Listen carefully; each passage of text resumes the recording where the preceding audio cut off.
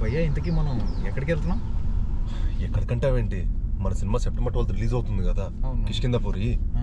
ఆ cinema promotions చేసుకోవడానికి ఎలా చేద్దాం ఏంటి అని ఒక ప్లానింగ్ చేసుకుందాం అని. సో అందుకే వెళ్ళి దేవుడి దగ్గరికి వెళ్ళి దర్శనం చేసుకొని మంచి ఆయన బ్లెస్సింగ్స్ తీసుకున్నాం అనుకో, మనకి 1000 ఏనుగులు అంత బలం. కరెక్ట్, విఘ్నాలన్నీ తొలగిపోతాయి. ఎస్. చిన్నప్పుడు వినాయక చవితి అంటే స్కూల్లో జై జై గణేష ఇలాంటి పాటలన్నిటికీ పిల్లలు డాన్స్ చేస్తుంటే మంచి వైబ్ అయ్యేవాళ్ళం. సూపర్. అవును, సాంగ్ అంటే గుర్తొచ్చింది, మన సినిమాలో వినాయకుడితో ఒక మంచి సాంగ్ అని ప్లాన్ చేయొచ్చు కదా. వినాయకుడు సాంగ్ మనది హారర్ మిస్టరీ కదా భయ్యా. హారర్ మిస్టరీ అయితే ఏమైందమ్మా, సినిమాకి ప్రమోషన్స్ చాలా ఇంపార్టెంట్ అయిపోయింది ఈ రోజుల్లో. సో ఒక మంచి సాంగ్ పెట్టావు అనుకో, జనాలు ఒక మంచి వైబ్ క్రియేషన్, మంచి వైబ్ వస్తుంది కదా. లాజిక్ కరెక్టే, బట్ హారర్లో గణేశుడు ఏమయ్యా, మీరు క్లైమాక్స్ లో ప్రతిసారి దేవుడు వచ్చి కాపాడతారని చెప్పి మీరు ప్రతి దెయ్యం కథలో అదే రాస్తారు, ప్రతి హారర్ కథలో కూడా ఇదే రాస్తారు. అవును, మరి పాటలు తప్పేం లేదు కదా. కరెక్టే, బట్ అక్కడ స్పేస్ లేదు మన సినిమాలో. స్పేస్ ఉండదమ్మా, మనం క్రియేట్ చేసుకోవాలి. అంటే ఇలాంటి యంగ్ రైటర్లు కూడా అంటే ఇప్పుడు స్పేస్ క్రియేట్ చేసుకుందాం అనుకున్న టైం లేదు. సెప్టెంబర్ 12కే రిలీజ్ కదా. సర్లే, ఇంకేదైనా కొత్తగా ప్లాన్ చేద్దాం అయితే. యా, ప్రస్తుతానికి దండం పెట్టుకుందాం. కిష్కింధపురికి స్వాగతం. గ్లిమ్స్ కి మంచి రెస్పాన్స్ వచ్చింది, సాంగ్ కి మంచి రెస్పాన్స్ వచ్చింది, టీజర్ కి వచ్చింది. సెప్టెంబర్ 12న సినిమా రిలీజ్ కి కూడా రెడీ అయిపోయింది. ఇంకా మీరు ప్రమోషన్లు స్టార్ట్ చేయలేదు, అందుకే నేనే చేస్తా. ఏమీ వద్దు, నేను అడిగిన దానికి సమాధానం చెప్పండి చాలు. క్వశ్చన్లు అడుగుతుందంట, మనం ఆన్సర్ చెప్పాలంట. చెప్పకపోతే నా గురించి తెలుసుగా. ఇది భయపెట్టేస్తుంది, రాసినోడిని నన్ను, చేసినోడిని మిమ్మల్ని భయపెట్టేస్తుంది భయ్యా. చెప్తారా? సినిమా ప్రమోషన్స్ మరి మనం ఇప్పుడు బతికి బయటపడాలి కదా, కానీ చెప్తాం. ఓకే, కిష్కింధపురి టైటిల్ ని ఫస్ట్ టైం విన్నప్పుడు హీరో రియాక్షన్ ఏంటి? ఛాలెంజింగ్ టైటిల్ అనిపించిందా? అయ్యో, డెఫినెట్గా చాలా ఛాలెంజింగ్ అనిపించింది. కానీ ఎక్కడో మేము ఒక కొత్త వరల్డ్ క్రియేట్ చేసినప్పుడు ఒక కొత్త ఫిక్షనల్ సిటీ చేశాం కాబట్టి దానికి కిష్కింధపురం చాలా యాప్ట్ అనిపించింది. అండ్ యూనో మీకు ఆడియన్స్ కనుక ఈ సినిమా నచ్చితే డెఫినెట్గా ఎన్నెన్నో పార్ట్స్ వస్తాయి. ఎందుకంటే కిష్కింధపురం ఒక వరల్డ్ క్రియేట్ చేసాం అండ్ యూనో మాకు చాలా కథలు చెప్పాలని ఉంది. సో కన్విన్స్ చేసినట్టు మా డైరెక్టరే. ఎస్. బై ద వే, ఈ రేడియో ఇక్కడికే కాదు, మీకు గుర్తుందో లేదో, నేను మీకు నరేషన్ చేసిన రోజే ఈ రేడియో మన దగ్గరకు వచ్చింది. కరెంట్ పోయింది మీకు నరేషన్ చేస్తున్న క్లైమాక్స్ లో. అమ్మ బాబోయ్, అదైతే యాస్టీస్ నిజంగా సినిమాలో జరిగిన సౌండ్ ఎఫెక్ట్ లాగా కరెక్ట్ గా మీరు నరేషన్ ఇస్తున్నప్పుడు క్లైమాక్స్ లో కరెంట్ పోవటం, ఇదేంటి నిజంగానే హారర్ మాహోల్ క్రియేట్ చేశాడు నా ఇంట్లో. అది మా ఇంట్లో కరెంట్ పోవడం అనేది చాలా రేర్. ఇలాంటి మనోడు నరేషన్ లో కరెక్ట్ క్లైమాక్స్ లో ఆ కరెంట్ పోయేసరికి నేను అనుకున్నా ఈ సినిమా ఏదో కొడతాం, ఈ సినిమా ఏదో ఎక్స్పీరియన్స్ ఇవ్వబోతుంది ఆడియన్స్ కి. నాకు నరేషన్ లో అంత మంచి ఎక్స్పీరియన్స్ ఇచ్చినప్పుడు ఐ వాజ్ డెఫినెట్లీ యూనో నేను అనుకున్నాను అనమాట అప్పుడే, ఇంక డెఫినెట్గా ఈ సినిమా చాలా చాలా బాగుంటుంది. ఎందుకంటే ఆడియన్స్ కూడా ఇలాంటి సినిమా వచ్చి ఈ స్పేస్లో కానీ ఈ జానర్లో సినిమా వచ్చి చాలా రోజులు అయింది. అండ్ వాళ్ళకి డెఫినెట్గా ఒక మంచి ఎక్స్పీరియన్స్ అవబోతుంది ఈ సినిమా అని బట్టి నేను డెఫినెట్గా నమ్ముతున్నాను. పక్కా భయ్యా, మీరు పెట్టుకున్న నమ్మకం 100% ఫుల్ఫిల్ చేస్తాననే చేశానని. అయ్యో 100% యు ఆల్రెడీ డిడ్. ఇంకా ఈ సినిమా రేపు ఆడియన్స్ కూడా చూసి డెఫినెట్గా వాళ్ళు కూడా మన ఎఫర్ట్ని మన కష్టాన్ని చూసి వాళ్ళు డెఫినెట్లీ ఈ సినిమాని వాళ్ళే భుజం మీద వేసుకుంటారని నేను గట్టిగా నమ్ముతున్నాను. అనుపమ పరమేశ్వరంతో స్క్రీన్ కెమిస్ట్రీ గురించి మీ ఒపీనియన్ ఏంటి? ఎక్స్ట్రాడనరీ అండి. ఎందుకంటే దానితో ఆల్రెడీ నేను రాక్షసుడు అనే మూవీ చేశాను అండ్ ఆ సినిమా ఎంత సక్సెస్ అయిందో అందరికి తెలిసిందే. అండ్ తను అప్పుడే ఆ షూటింగ్ ప్రాసెస్ నాకు చాలా మంచి ఫ్రెండ్ అయింది అండ్ మాకు ఈ సినిమాకి ఇంకా ఈజీ అయింది అనమాట మా friendship. And it was really nice working with her and చాలా చాలా డెడికేటెడ్ యాక్టర్. ఈ సినిమాకి మీరు ఒక కొత్త అనుపమాన్ని చూస్తారు, అది ఏంటి నేను రివీల్ చేయలేను ఇప్పుడే, బట్ రేపు మీరు మూవీ చూసినప్పుడు డెఫినెట్గా ఒక సర్ప్రైజ్ గా ఫీల్ అవుతారు. డైరెక్టర్ గారు, ఆడియన్స్ ని ఎక్కువ సర్ప్రైజ్ చేయబోయే క్యారెక్టర్ ఏంటి? ఎక్కువ సర్ప్రైజ్ చేయబోయే క్యారెక్టర్ యాక్చువల్లీ ఇందాక ఆయన చెప్పినట్టు క్లైమాక్స్ కొంచెం మంచి సర్ప్రైజింగ్గా ఉంటుంది డెఫినెట్లీ. అండ్ ఆ సినిమాలో చాలా చోట్ల మీకు ఒకటి జరుగుతుంది అనుకుంటారు, ఇంకోటి జరుగుతుంటుంది. పెద్ద సర్ప్రైజ్ నువ్వే పెద్ద సర్ప్రైజ్. మళ్ళీ సర్ప్రైజ్ అని అడుగుతావేంటి? తెలియదు ఎవరో సర్ప్రైజ్. నేను కాకుండా ఇంకెవరైనా ఉన్నారా అని. ఆహా, ఇంకా నువ్వు సరిపోవా మాకు? నువ్వు కాకుండా వేరే సర్ప్రైజ్లు పెడితే నువ్వు మమ్మల్ని వదిలేస్తావు. అలా అంటారా? అయితే ఓకే. హీరో గారు, అన్ఫర్గెటబుల్ ఆన్ సెట్ మెమరీ ఒకటి షేర్ చేయండి. నిజం చెప్పాలంటే ఈ సినిమాలో అన్ని అన్ఫర్గెటబుల్ మూమెంట్సే. ఎందుకంటే మేము షూట్ చేసిన అన్ని శ్మశానంలో అన్ని చేసాం కాబట్టి ఎంత అన్ఫర్గెట్ అయితే అంత మంచిది. ఈ సినిమా షూటింగ్ ప్రాసెస్ అంతా మర్చిపోతేనే బెటర్ అనిపిస్తుంది నాకైతే. ఎందుకంటే ఎప్పుడు హారర్ అది అతడు అంటూ ఇవన్నీ ఎంత మర్చిపోతే మా బ్రెయిన్ నుంచి ఎంత ఎరేస్ చేస్తే అంత మంచిది. ఎందుకంటే నేను చాలా పాజిటివ్ పర్సన్ని. నేను ఎప్పుడు చాలా హ్యాపీగా యూనో నాకు ఎప్పుడు ఒక ఎంటర్టైనింగ్ అట్మాస్ఫియర్ ఉండాలన్నమాట. అలాంటిది కౌశిక్ సెట్కి వెళ్తున్నప్పుడల్లా నాకు అంటూ స్మోక్ సౌండ్, ఎప్పుడు చూసిన రాత్రులే షూటింగ్. మోర్ దెన్ 60-70% 90% నైట్ షూటే మన చీకట్లోనే ఉంటుంది. చీకట్లోనే ఉంటుంది. 10% ఏదో పొద్దున అప్పుడప్పుడు చేశారు. అదే, అది కూడా ఇండోరే. ఆ ఇండోర్కి వెళ్తే మళ్ళీ చీకటే, మళ్ళీ డే ఫర్ నైట్. దేవుడి దగ్గర ఒకసారి మాంత్రికుడి దగ్గరికి వెళ్తారు అనమాట. ఒక్కటే డే మాకు. హీరో గారు, మీరు ఎమోషనల్ స్కేరీ సీక్వెన్సెస్ కి ప్రిపేర్ అయ్యే ప్రాసెస్ ఏంటి? ఐసోలేషన్ అండి. I believe in isolation. నా చుట్టుపక్కల ఎవరైనా ఉన్నారా అలాంటి ఎక్కువ ఆలోచించకుండా I think I get isolated and ఆ క్యారెక్టర్ గురించి, ఆ character what it went through just ఒక 2-3 minutes ఆలోచించి I think I always believe in మన ప్రతి ఒక్కళ్ళం మన లైఫ్లో ఏదో ఒక విధంగా ప్రతి ఎమోషన్ మనం గోత్రూ అవుతాం. ప్రతిదీ మన ఎక్స్పీరియన్స్ ఆల్రెడీ చేసి ఉంటాం. దాన్ని ఎగ్జాక్ట్లీ ఆ ఎమోషన్ని bringing before the camera is very important. So I believe in isolation అండి. సో అంటే నేను ఒక ఐసోలేటెడ్ ప్లేస్లో ఉన్నాను, నేను ఒక్కడనే ఉన్నాను అని ఒక ఫీల్ అయ్యి I will just give my best. Director గారు, ప్రీ ప్రొడక్షన్ ఎలా జరిగింది? రీసెర్చ్ ఏం చేశారు? ఈ ప్రాజెక్ట్కి రిఫరెన్సెస్ ఏమన్నా ఉన్నాయా?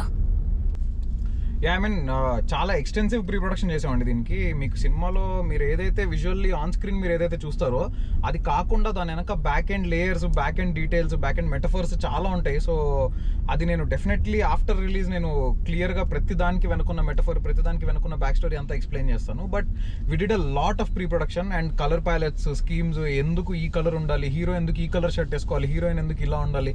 సో ప్రతి దాని మీద we did some research. At the same time సినిమాలో మనం చెప్దాం అనుకున్న మెటఫర్ ఏంటి అండ్ దానికి విజువల్ అంబియన్స్ ఎలా క్రియేట్ చేయాలి, సౌండ్ వైజ్ అంబియన్స్ ఎలా క్రియేట్ చేయాలి, సౌండ్ స్క్రిప్ట్ అని ఒక సపరేట్ స్క్రిప్ట్ రాసుకున్నాం, అంబియన్స్ స్క్రిప్ట్ అని ఒక సపరేట్ స్క్రిప్ట్ రాసుకున్నాం. So how the ambience should be, how ఒక్కొక్కళ్ళ బిజినెస్, ఒక్కొక్కళ్ళు ఏం యాక్టివిటీ చేస్తుండాలి బ్యాక్గ్రౌండ్లో, వాటితో ఏమైనా కన్వే చేయొచ్చా, ఇవన్నీ కూడా చాలా బ్యాక్ అండ్ వర్క్ చేసాము. అండ్ షార్ట్ డివిజన్స్ అవన్నీ కూడా ప్రతి షార్ట్కి ఒక మీనింగ్ ఉండాలి. ఊరికే ర్యాండమ్గా క్లోజప్ పెట్టామా ఇలా ఉండకూడదు.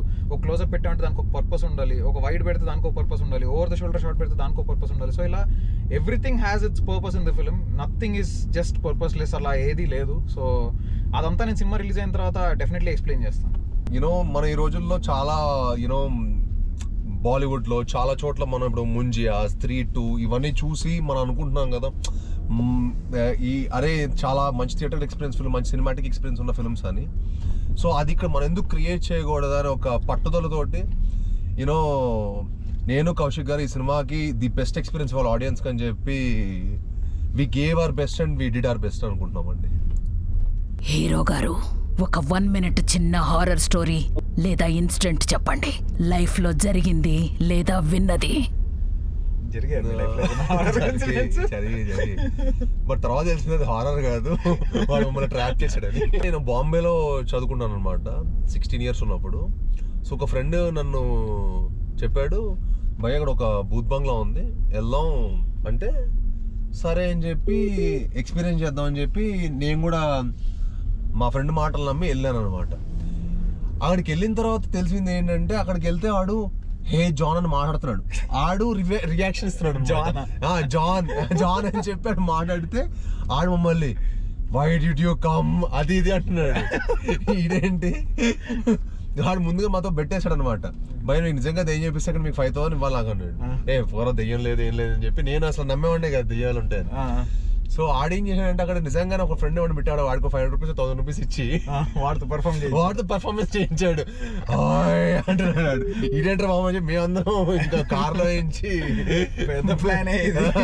కార్లో నుంచి వెళ్ళిపోయాం అనమాట. ఇది చూస్తే తర్వాత తెలిసింది ఇదంతా ట్రాప్ అని. డైరెక్టర్ గారు, ఇప్పుడు మీరు చెప్పండి. నా లైఫ్ లో జరిగిన హారర్ ఇన్సిడెంట్స్ అంటే ఉన్నాయి. బేసిక్ గా మన యాక్చువల్లీ షూటింగ్ టైంలోనే ఒకటి జరిగింది, అది భయ్యకు కూడా తెలీదు. మేము షూట్ నాకు విన్నాను నేను, ఐ హర్డ్ అబౌట్ ఇట్. కానీ అవునా, మేము షూట్ చేస్తున్నప్పుడు ఒక బిల్డింగ్ లో షూట్ చేస్తున్నాము. ఆ బిల్డింగ్ లో సడన్ గా 3rd ఫ్లోర్ లో ఎవరో ఒక అతను నించుని ఉన్నాడు. నేను మైక్ లో ఫీల్ క్లియర్ అని అరుస్తున్నా, ఎవరు జరగట్లే, ఏంటి జరగడు, వీడికి రెస్పెక్ట్ లేదు బొత్తిగా డైరెక్టర్ అంటే అనుకున్నా. చూస్తే ఎవర్రా వెళ్ళింది పైకి అంటే ఎలక్ట్రీషియన్ వెళ్ళాడు అని చెప్పారనమాట మన వాళ్ళు. సో సరే అని చిన్మయ్ ఏమో అరే ఉసుకో హటావో ఫ్రేమ్స్ అని చెప్పి చిన్మయ్ అంటున్నాడు. ఎంతసేపు అరిచినా అందరం అరుస్తున్నాము, వాడు ఎవరు జరగట్లే. లేజర్ లైట్ కొట్టాము అయినా జరగట్లే. తీరా చూస్తే ఫోన్ ఓపెన్ చేసి జూమ్ చేసి చూస్తే అసలు అక్కడ ఎవరు లేడు, కానీ ఒక మనిషి షాడో కనిపిస్తుంది అక్కడ. ప్యాక్ అయింది, దాని ఫోటో ఉంది మన దగ్గర. తర్వాత ఎప్పుడైనా we will show it to you. ఇప్పుడు ఒక చిన్న rapid fire. Who will scream louder, హీరోనా హీరోయినా? అంటే సినిమాలో అది బయట? అదే బయట డెఫినెట్లీ కంపారిటివ్లీ అంటే భయ్యాకున్న బేస్ వాయిస్ అసలు అంటే నేను చాలా తక్కువ మందిని చూసాను అంత బేస్ వాయిస్. మీకు డబ్బింగ్ చెప్తుంటే అసలు థియేటర్లో ఇట్లా స్పీకర్లు పగిలిపోతున్నాయి. ఫుల్ చాలా మంచి బేస్ వాయిస్ తనది. And it's a very rare quality actually. చాలా తక్కువ మందికి ఉంటుంది అంత బేస్. అది ఎవరు మ్యాచ్ చేయలేరు నాకు తెలిసి. డెఫినెట్లీ ఆయనే చాలా గట్టిగా అరుస్తారు. బట్ ఈ సినిమాలో అనుపమ గారు కూడా మంచి స్క్రీమింగ్ పోర్షన్స్, కొంచెం భయపడుతూ స్క్రీమ్ చేసిన ఇలాంటివి కూడా చాలానే ఉంటాయి.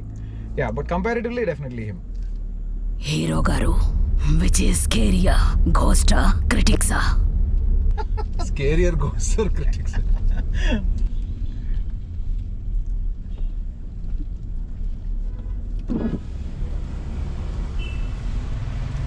సల్మాన్ భాయ్, no problem, no problem bye.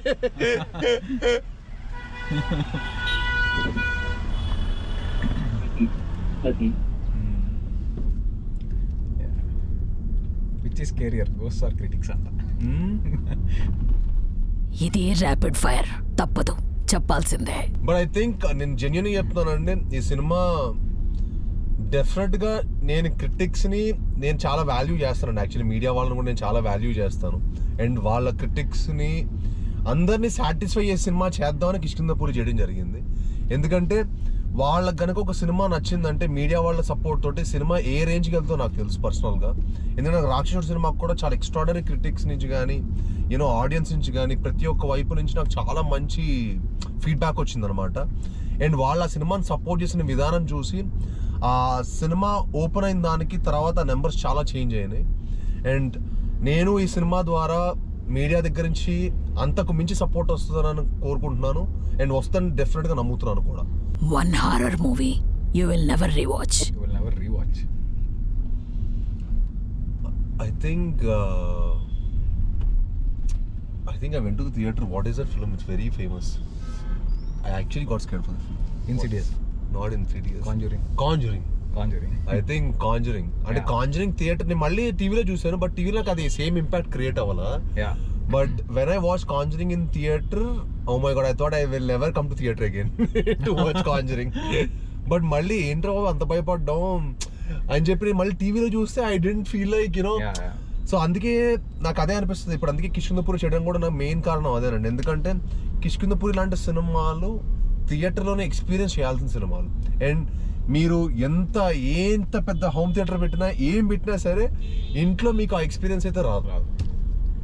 Release రోజున ఎండ్ క్రెడిట్స్ రోల్ అయ్యాక ఆడియన్స్ ఫస్ట్ రియాక్షన్ ఏముండొచ్చని మీరు అనుకుంటున్నారు? ఇంకేముండదు, నో సౌండ్.